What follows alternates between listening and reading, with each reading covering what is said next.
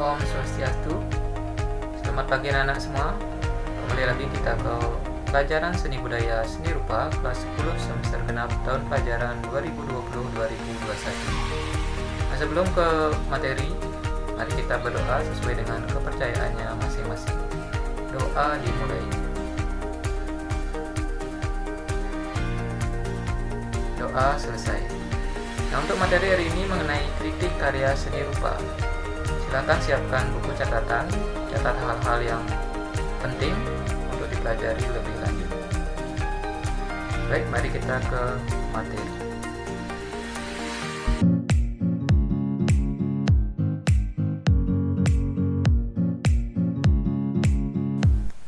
Kompetensi dasar dari materi ini adalah memahami konsep, prosedur, dan fungsi dalam karya seni rupa. Selanjutnya, untuk dapat memahami dan membuat kritik karya seni rupa, harus paham dulu apresiasi seni. Nah, apa itu apresiasi seni? Apresiasi seni adalah suatu proses atau bentuk penilaian dan penghargaan terhadap suatu hal yang berhubungan dengan karya sastra dan karya seni. Pengertian kritik seni. Kritik seni adalah kegiatan menanggapi karya seni untuk menunjukkan kelebihan dan kekurangan suatu karya. Tujuan kritik seni. Yang pertama, evaluasi karya seni. Yang kedua, pengembangan karya seni ke tahap yang lebih kreatif dan inovatif. Fungsi kritik seni. Di sini dibagi menjadi 3 tahapan. Yang pertama, menjemati persepsi dan apresiasi karya seni rupa antara seniman, karya, dan penikmat seni. Yang kedua, memperluas wawasan seni bagi masyarakat. Yang ketiga, cambuk kreativitas, mendeteksi kelemahan, mengupas kedalaman, membangun kekurangan pada karya seni bagi seniman. Materi selanjutnya adalah jenis kritik seni. Menurut Bledman, terdapat 4 jenis kritik seni, yakni yang pertama, kritik populer. Adalah jenis kritik seni yang ditujukan untuk konsumsi umum. Kritik jenis ini biasanya bersifat umum saja, lebih kepada pengenalan atau publikasi sebuah karya. Dalam tulisan kritik populer, umumnya menggunakan gaya bahasa dan istilah-istilah sederhana yang mudah dipahami oleh orang awam.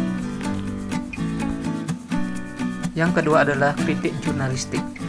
Adalah jenis kritik seni yang hasil tanggapannya atau penilaiannya disampaikan secara terbuka kepada publik melalui media massa, khususnya surat kabar. Kritik ini ulasannya lebih dalam dan tajam.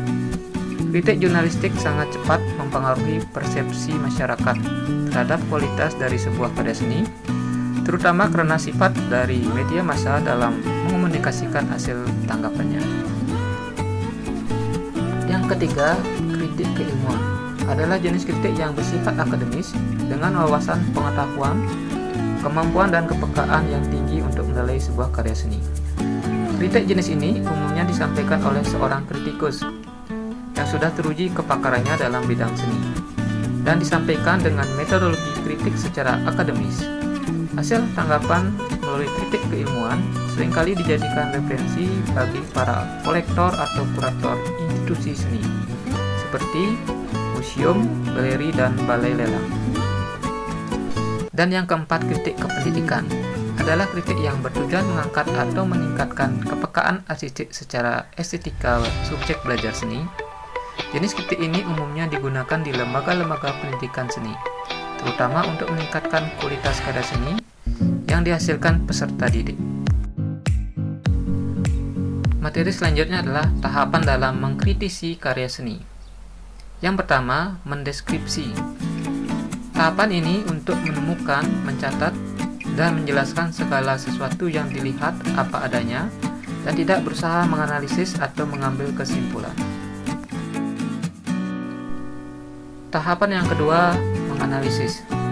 Adalah tahapan untuk menelusuri sebuah karya seni berdasarkan unsur-unsur pembentuknya, di mana pada tahapan ini harus memahami mengenai unsur-unsur seni dan prinsip-prinsip penataannya dalam karya seni.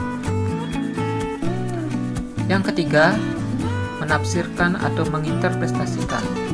Adalah tahapan menafsiran makna sebuah karya seni meliputi tema yang digarap, timbul yang diharapkan, dan masalah-masalah yang dikedepankan, di mana penafsiran dipengaruhi sudut pandang dan wawasan.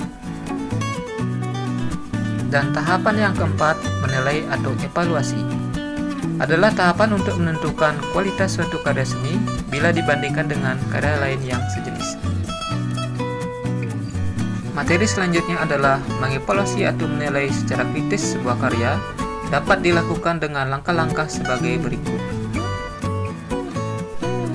Yang pertama, membandingkan sebanyak-banyaknya karya yang dinilai dengan karya yang sejenis. Yang kedua, menetapkan tujuan atau fungsi karya yang dikritisi. Yang ketiga, menetapkan sejauh mana karya yang ditetapkan berbeda dari karya yang telah ada sebelumnya. Dan yang keempat, menelaah karya yang dimaksud dari segi kebutuhan khusus dan segi pandangan tertentu yang melatar belakanginya. Demikianlah pembahasan mengenai materi kritik karya seni rupa. Harapkan anak bisa memahami materi tersebut. Dan untuk pertemuan berikutnya kita akan bahas minggu depan. Dan untuk hari ini Pak cukupkan sampai di sini. Pak tutup dengan Pramasari. Om Santi.